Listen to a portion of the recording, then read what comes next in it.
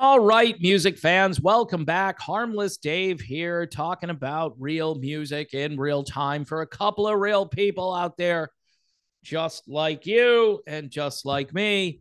So, I'm going to be talking Journey, Ross Valory, who gave this. By the way, Ross is the former bassist for the band Journey. I should say that. But he did this really big interview with Andy Green from Rolling Stone. um, Voyage and their album Inception. If you're a Journey fan and you don't own this, I've had people tell me, Dave, this is better than anything Journey did after Trial by Fire. I had a couple people say, I like it better than Trial by Fire. One of the reasons this is so good, number one, Hugo. All right. Number two, there was a lot of Steve Perry in this record. So if you're a Steve Perry fan, this, I think, borrows from the street talk Steve Perry era. There are kind of mid-tempo adult contemporary songs on this that you would swear that this had to be a Steve Perry idea. So again, best album of 2023. It's favored for 2024 too at this point. No, I'm kidding. All right, I have to pick a new album. But yeah, go check out Inception. You will not be disappointed. In fact, you know what? It just, I would agree with, it's better than anything Journey did after Trial by Fire. I'm sorry to say that, because the band, there were some pretty good records that they did. Even their recent album, Freedom, had some good tracks. But vocally, man, Hugo just, he's great, and the material is great. So Ross Valory is being interviewed by Andy Green over at Rolling Stone. I had some dialogue back and forth with Andy Green back in the day, talking about issues regarding Steve Perry and Neil Schon. There were arguments going on, and Andy felt that he had to clarify with me what was happening. And I got a lot of behind the scenes, I can't tell anybody about stuff regarding the Steve Perry interview. I'm not going to say anything about that. Maybe someday. But it was a pretty cool conversation he and I had. So I think he's a pretty decent guy. He's pretty straightforward. Out of 10 stars, I give him maybe 7 or 8. I think he knows his stuff. He asked Ross Valory a lot of great questions. But other than, talking about the history of Ross Valory, of course, Ross has a new album out. So he's out there doing interviews. We learn about his early era psych rock band. The name of the band really matches Ross Valory's personality. The name of the band is Frumious Bandersnatch. Okay. Sounds like a guy who does a lot of drugs and might be a pervert. Okay. I'm just, let me say it again. Frumious Bandersnatch. Okay. All right. So there you go. I don't think that was a wise choice for a band name. However, it kind of fits the Ross Valory persona. They talk about how Ross eventually met Greg Raleigh and Neil Schon and George Tickner. All right. So you learn the history if you didn't already know this. Valory, of course, was booted from the 1986 album Raised on Radio. Steve Perry hired a whole new rhythm section, got rid of Steve Smith. But the big question here is what happened and why Ross Valory got booted out of the band. That's the most, when I say what happened to Ross. And so Sean, of course, Neil Schon, and I don't know if Jonathan Cain initially believed this, but Neil Schon accused everybody involved, and he may have actually accused Jonathan Cain at the time that they were trying to take over the band. There was a boardroom coup.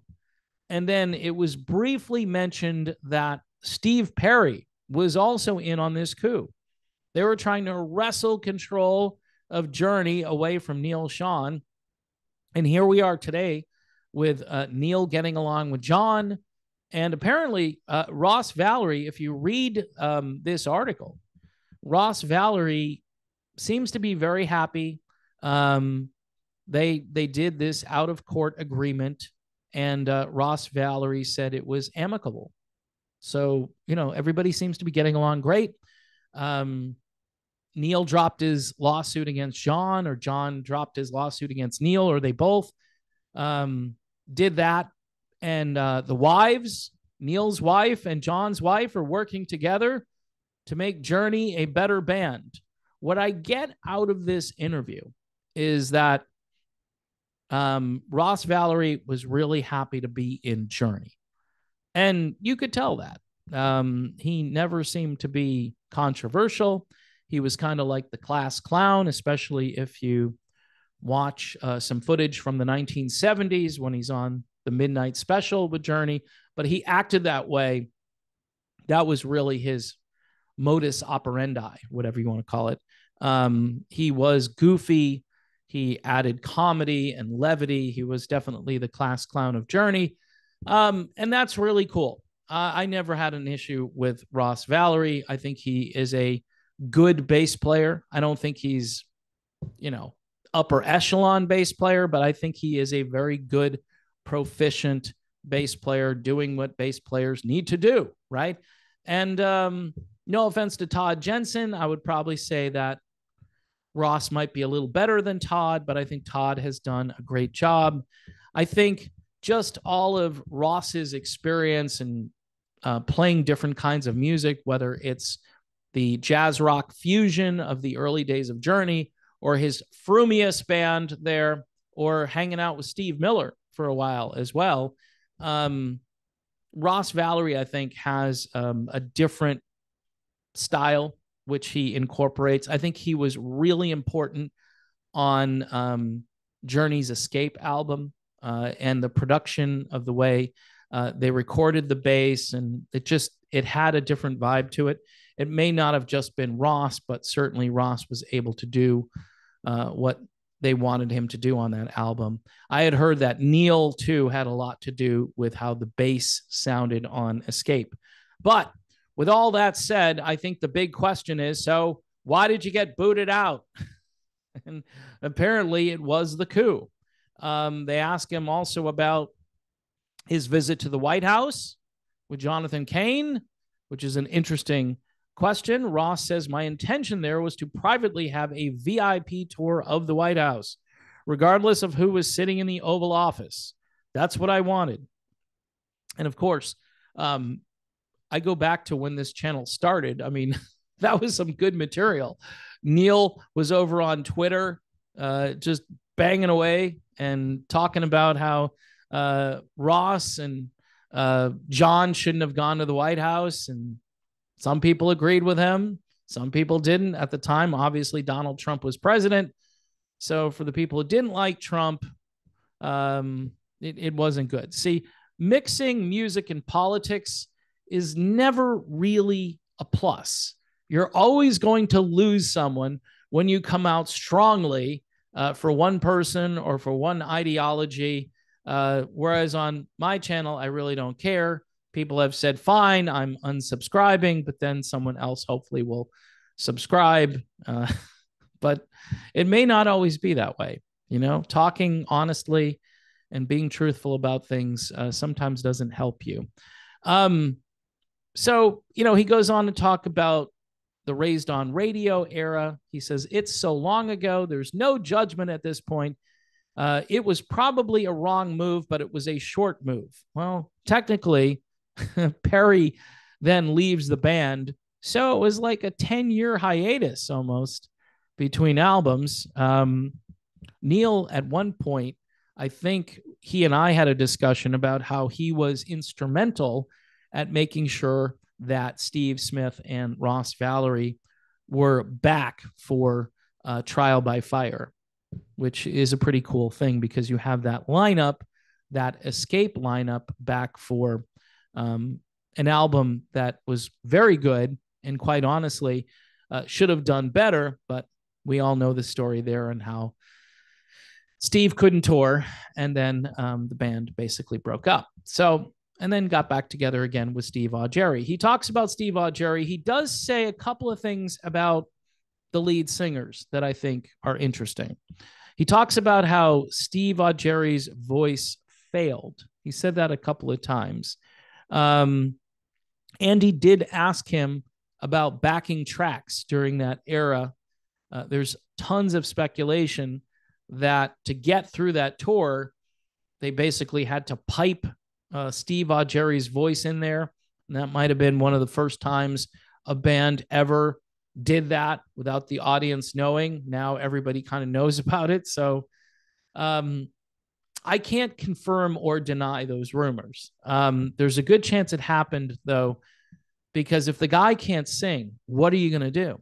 And that's how Jeff Scott Soto got the gig, because he and Neil had been working on, I think it was Soul Circus, which was a band that they were both in at the time, kind of a side project for Neil Schon. And Scott can basically sing anything. Sorry, Jeff Scott Soto. Calling him Scott doesn't make sense. He's told me this before. So JSS, or Soto, as I should just call him, he was doing really well in Journey. And I think Ross Valory said, hey, they were going to write songs with Jeff and didn't work out. So that's another new piece of information. But, you know, the company line is that he wasn't a traditional tenor. He had a very wide vocal range. That is why he is still in the Trans-Siberian Orchestra to this day, because he can handle vocals that are difficult on either end of the spectrum. And he's really good at what he does. He's a great frontman, and I think Ross Valory acknowledged that. Ross might be watching some of my videos. I don't know. I hear this a lot. So-and-so is watching. Then why do I have 1,300 views on a video if so-and-so is watching? This is just bad. I should have Rick Beato numbers, right? But I don't. So anyway, this is a pretty good interview. I would go and read it. I'm not going to break the entire thing down. What we learn at the very end, though, is that I think Ross Valory would like to be in Journey again. That's what I've come to that conclusion. He's basically giving this no hard feelings. It's all good. The band is great. They reinvented themselves. What a great bunch of guys they are. I really miss performing, and I'll be performing at some point on my own. You know, this interview actually even talked about The Storm, the band that Valory was in the early 90s with Greg Raleigh. And here's my perspective on what Journey should do. Now, they're probably not going to let Ross back in the band, but it wouldn't be a bad move. No offense to Todd Jensen. I think he's doing a great job, but to bring Ross back, more originalness to a lineup that, you know, it's just Neil and John these days, and John's technically not an original member. So I think you bring Ross back in, you add some credibility to the idea that you've got a couple of the original guys in Journey and the bass player who was there at the very beginning, and he knows all the material. And I think his presence on stage is a positive thing. But you know what? He also talked about how he likes, you know, just not being on the road. So we shall see. It's interesting, but it does seem like an olive branch that he's sending out to his former bandmates. No hard feelings. I got a new album out because I'm bored. And the album, by the way, is very schizophrenic. It's kind of like he went Todd Rundgren on us a little bit but he's not a lead singer really. And so, you know, you listen to these tracks and they're instrumental. And if there are vocals, I haven't listened to the whole album. The first song dropped and it was an animated Ross Valory running around like an avatar. And it was okay. It was pretty good. If you're a Journey junkie, you might just want to add it to your collection just because. But again, I'm thinking he might want back into this band. I don't know if that's possible. I don't know if Neil Schon really cares. I think right now he is content because the band is doing well. They're out on the road. They've got a lot of gigs booked, both for the first leg and then the next leg of their tour. So it's good news if you're a Journey fan. It's a good thing if you're Ross Valory that they're still going strong, because Ross was a part of this, and he is definitely celebrated on all of those great classic records, which people are listening to.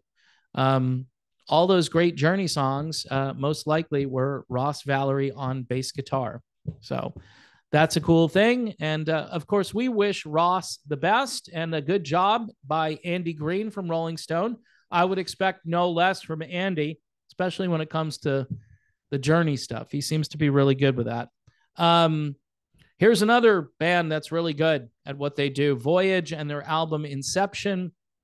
If you're a Journey fan, you need to buy this, okay? You need to get this. You need to go listen to it, all right? There are 0 people that have come back to me and said, boy, that was a lame suggestion, or they don't sound anything like Journey. What are you talking about? So I haven't had any of those. So anyway, folks, thanks for watching. God bless everyone. Continue to pray for peace in the Middle East and around the world and in your own heart. Jesus is the King of Kings. He's the Lord of Lords, and he is the Prince of Peace, which I think is very important when you think about it.